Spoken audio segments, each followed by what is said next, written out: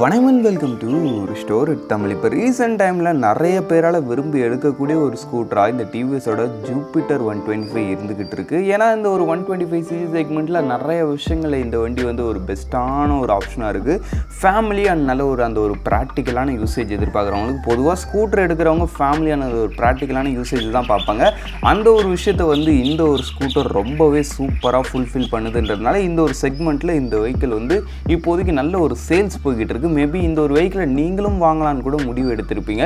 But எந்த ஒரு விஷயம் நம்ம செய்கிறதா இருந்தாலும் அதில் என்ன ப்ளஸ் இருக்குது மைனஸ் இருக்குன்றதை நம்ம ஆராய்ஞ்சு அதுக்கேற்ற மாதிரி தான் முடிவு எடுக்கணும். அதனால் இன்றைக்கி நம்ம முடியல இந்த டிவிஎஸோட ஜூபிட்டர் 125 ப்ரோஸ் அண்ட் கான்ஸ் பற்றி பார்ப்போம். பார்க்க முன்னாடி சின்ன ஒரு கிளேட் கலர் சப்ஸ்கிரைப் பட்டனை ஒரு செகண்ட் ஸ்பெண்ட் பண்ணி அப்படி தட்டி விட்டிங்கன்னா எங்களுடைய ஒரு நாள் உழைப்புக்கு மிகப்பெரிய உதவியாக இருங்க. ப்ளீஸ் இந்த சப்ஸ்கிரைப் பண்ண இருங்கப்பா. சரி, இப்போ நம்ம அதிகமாக பேசாமல் இப்படியேக்குள்ளே போகலாம். இருக்கு ஃபர்ஸ்ட் விஷயம் நம்ம பார்க்க போகிறது ப்ரோஸ். அதான் நல்ல விஷயங்கள். ஆமாம், இந்த ரீசனுக்காகவே நீங்கள் இந்த வெஹிக்கிளை எடுக்கலான்ற மாதிரி இந்த வெஹிக்கிளில் சூப்பராக கொடுத்துருக்க விஷயங்கள் என்னென்னு பார்ப்போம். அதில் முதல் முக்கியமான ஒரு ரீசன் பார்த்தோன்னா இந்த வண்டியோட ஸ்டோரேஜ் கெப்பாசிட்டி. ஆமாங்க, ஸ்டோரேஜ் கெப்பாசிட்டியில் இந்த ஒரு செக்மெண்ட்டில் இந்த வெஹிக்கிளை அடிச்சுக்க வேறு வெஹிக்கிளே இல்லைன்னு சொல்லலாம். ஏன்னா வச்சிங்களா, அண்டர் ஸ்டோரேஜ் ஸ்டோரேஜ்லேயும் சரி, ஃபுட்போர்ட்லேயும் சரி, க்ளவுட் பாக்ஸ்லையும் சரி, எல்லாத்துலேயுமே நல்லா தாராளமாகவே கொடுத்துருக்காங்க. ஃபார் எக்ஸாம்பிளுக்கு உங்களுக்கு அண்டர் ஸ்டோரேஜ் பொறுத்தளவுக்கு அரௌண்ட் ஒரு 33 litres of under storage, 2 helmet வைக்கிற அளவுக்கான ஒரு பெரிய அண்டர் ஸ்டோரேஜ் கொடுத்துருக்குங்க. அண்டர் ஸ்டோரேஜ் விஷயத்தில் இந்த அளவுக்கான ஒரு பெரிய அண்டர் ஸ்டோரேஜ் இந்த ஒரு வெஹிக்கிளில் மட்டும்தான் இருக்குது இந்த ஒரு 125cc கம்யூட்டர் ஸ்கூட்டர்ஸை பொறுத்த அளவுக்கு. அது இல்லாமல் உங்களுக்கு ஃபுட்போர்டு வைஸும் சரி, நல்ல ஒரு பெரிய, அது இல்லாமல் நல்ல ஒரு ஸ்பேசியஸான ஒரு ஃபுட்போர்டு, ஒரு சிலிண்டர் வைக்கிறதா இருந்தாலும் சரி, தண்ணி கேன் வைக்கிறதா இருந்தாலும் சரி, எந்த ஒரு விஷயமா இருந்தாலும் அந்த இடத்துல நீங்கள் ஈஸியாக வச்சு கேரி பண்ண முடியுது. அதுக்கு அடுத்த விஷயம், இதோடைய க்ளவுட் பாக்ஸ் பொறுத்த அளவுக்கு ஒரு வாட்டர் பாட்டில், அது மாதிரி எல்லா விஷயத்துலையும் உங்களுக்கு ஸ்டோரேஜில் ரொம்பவே பெஸ்ட்டாகவே கொடுத்துருக்காங்க நம்ம டிவிஎஸோட ஜூபிட்டர் 125. சொல்லப்போனால் இந்த ஒரு ஸ்டோரேஜ்ன்றது தான் நம்மளுக்கு அந்த ஒரு ப்ராக்டிகாலிட்டி இம்ப்ரூவ் பண்ணும்.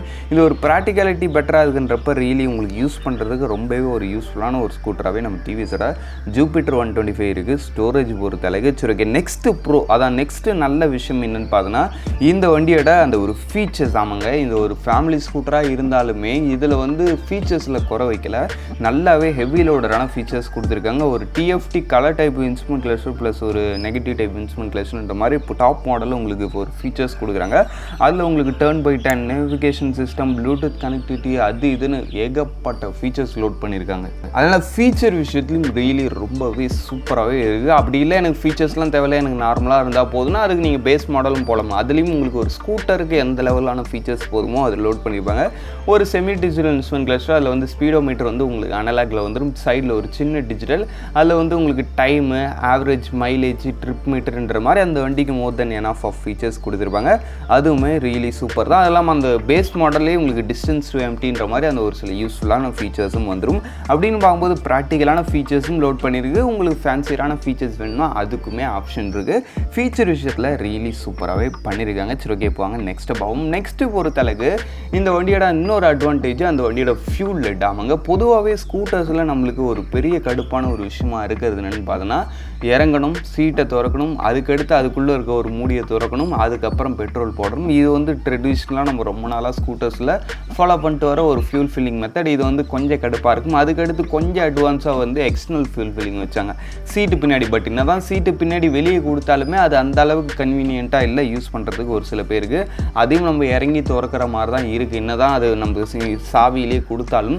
பட் ஆனால் நம்மளுக்கு பைக்ஸில் என்ன ஒரு அட்வான்டேஜாக இருக்கும், ஜஸ்ட் அப்படியே உட்காந்துட்டே பெட்ரோல் போட்டு போவோம் இல்லையா. ஏன்னா அது வந்து நம்மளுக்கு ஃபியூல் லெட்டு ஃப்ரண்ட்லேயே இருக்கும், நம்மளே ஈஸியாக ஆக்சஸ் பண்ணி அதை ஓப்பன் பண்ணலாம். பட் ஸ்கூட்டர்ஸ் பொறுத்த அளவுக்கு பின்னாடியோ இல்லை சீட்டுக்கு அடியிலையோ தான் கொடுத்துருவாங்க. இது வந்து அந்தளவுக்கு ஒரு கன்வீனியண்ட்டான மெத்தட் கிடையாது ஃபியூல் ஃபில் பண்ணுறதுக்கு. பட் ஆனால் இந்த ஒரு ஸ்கூட்டரில் அந்த ஒரு விஷயத்தை சேஞ்ச் பண்ணுற மாதிரி உங்களுக்கு ஃபியூல் லெட் ஃப்ரண்ட்டில் அந்த டேஷ் போர்டு இருக்கும் பார்த்தீங்களா, நம்மளுக்கு அதிலே கொடுத்துருக்காங்க. இதுவுமே சொல்லப்போனால் ஒரு ஹைலைட்டரான ஒரு விஷயம் இந்த ஒரு 125cc செக்மெண்ட்டில் வேறு எந்த ஸ்கூட்டர்கிட்டையுமே இப்போதைக்கு இல்லை. ஒரு காலத்தில் ஒரு வண்டியில் இருந்துச்சு, அது என்னன்றது நான் சும்மா ஒரு ஃபோட்டோ போடுறேன், அது பார்த்துங்க. ஒரு காலத்தில் இருந்துச்சு, பட் ஆனால் இப்போ யாரும் கரண்ட்லி யூஸில் வச்சில்லை. பட் நம்ம டிவிஎஸ் அதை நல்லாவே யூஸ் பண்ணி நம்மளுக்கும் இங்கே ஒரு கன்வீனியண்ட்டான ஒரு ஆப்ஷனாக கொடுக்குறாங்க இந்த டிவிஎஸோட ஜூபிட்டர் 125. அதனால் உங்களுக்கு அந்த வண்டியோட அந்த ஒரு ஃபியூல் ஃபில்லிங்லையும் இந்த ஒரு வெஹிக்கிள் வெஹிக்கிள் பொறுத்தளவுக்கு நல்ல ஒரு அட்வான்டேஜ் இந்த ஒரு ஃபியூல் ஃபில்லிங் கேப். சரி ஓகே, நெக்ஸ்ட் ப்ளஸ் பாயிண்ட் பார்ப்போம். நெக்ஸ்ட் ப்ளஸ் பாயிண்ட் பொறுத்தளவுக்கு இந்த வண்டியோட ஹேண்டலிங் அண்ட் சஸ்பென்ஷன். ஆமாங்க, ஹேண்டலிங் வைஸும் உங்களுக்கு ஓட்டுறதுக்கு ரொம்பவே ஈஸியாக இருக்குது. ஆமாம், பொதுவாகவே நம்மளுக்கு ஸ்கூட்டர்னு வருது இந்த ஒரு 125cc ஓவர் பவர்டாக இருக்குமோ, திருவினா எங்கே இட்டு போய் விட்டுருமோ அப்படிலாம் கிடையாது.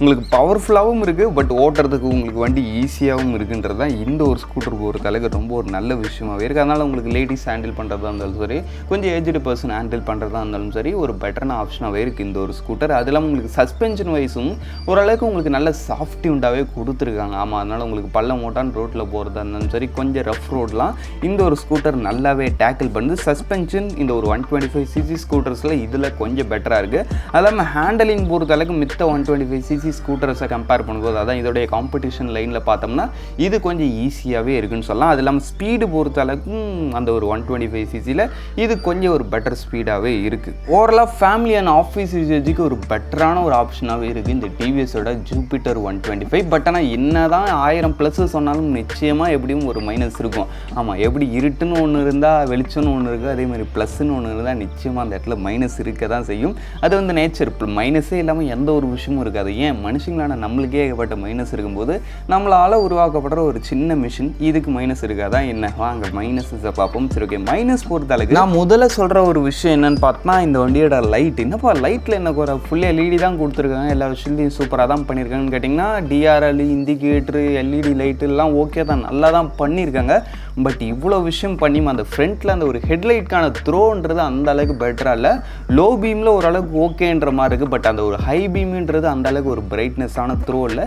நிச்சயமாக லைட்டிங் விஷயத்தில் ஒரு ஆவரேஜான ரேஞ்சில் தான் கொடுத்துருக்காங்க. நைட் ரைட்டில் அந்தளவுக்கு பெட்டர் விசிபிலிட்டி இல்லை, கொஞ்சம் சுமாரான ஒரு லைட்டிங் த்ரோ தான் இருக்குது. அதனால் லைட்டிங் வந்து எனக்கு தெரிஞ்சு இந்த ஒரு வெஹிக்கிள் பொறுத்தளவுக்கு ஒரு நெகட்டிவ் தான். பட் எக்ஸ்ட்ரா லைட்ஸ் அது மாதிரி ஒரு சில விஷயங்கள் போகிறப்போ ஓவர் கம்பெனிலாம், பட் அதுக்குன்னு ஓவராக எக்ஸ்ட்ரா லைட்ஸ் போடக்கூடாது.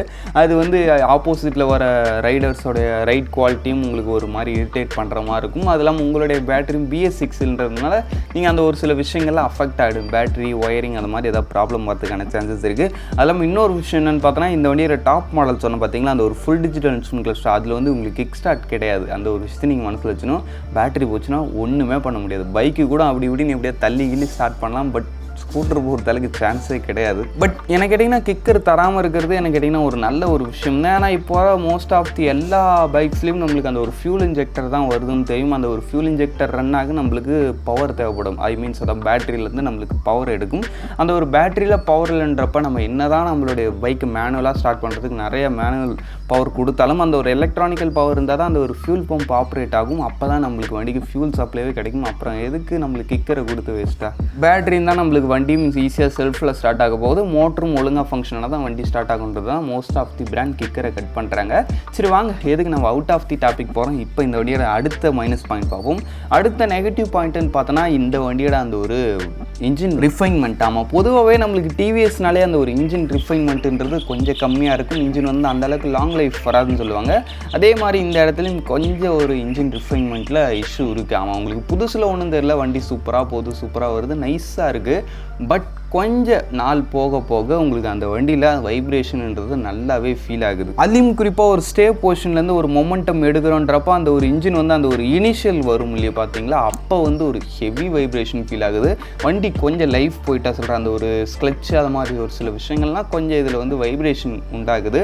பட் இந்த ஒரு ஓவர் கம் பண்ணலாம். அது எப்படின்னு கேட்டிங்கன்னா, வண்டி வந்து புதுசாக இருக்கும்போது நீங்கள் ஒழுங்காக டீசெண்டாக ஓட்டணும். ஓவர் ஸ்பீட் ரெஸ்ட் பண்ணக்கூடாது, சடன் பிக்கப் அடிக்கக்கூடாது. இது மாதிரி நீங்கள் சடன் பிக்கப்போ ஓவர் ஸ்பீட் ரெஸ்ட் பண்ணாலே சீக்கிரமே அந்த ஒரு வைப்ரேஷன்ன்றது கொஞ்சம் ஹெவி ஆகிடும் உங்கள் ஒரு வெஹிக்கிள். அது இல்லாமல் சர்வீஸ் மெயின்டெனன்ஸை கரெக்டாக இருக்கணும். நீங்கள் அந்த ஒரு சர்வீஸ் விடும்போதே சொல்லலாம், அந்த ஒரு இனிஷியலில் வந்து கொஞ்சம் வைப்ரேஷன் வருது, அந்த ஒரு பிக்கப் டைமில் வண்டியே ஒரு மாதிரி அப்படியே உலட்டுற மாதிரி இருக்குன்னு சொன்னீங்கன்னா அவங்க ஸ்க்ளட்ச் அட்ஜஸ்ட் பண்ணி தருவாங்க.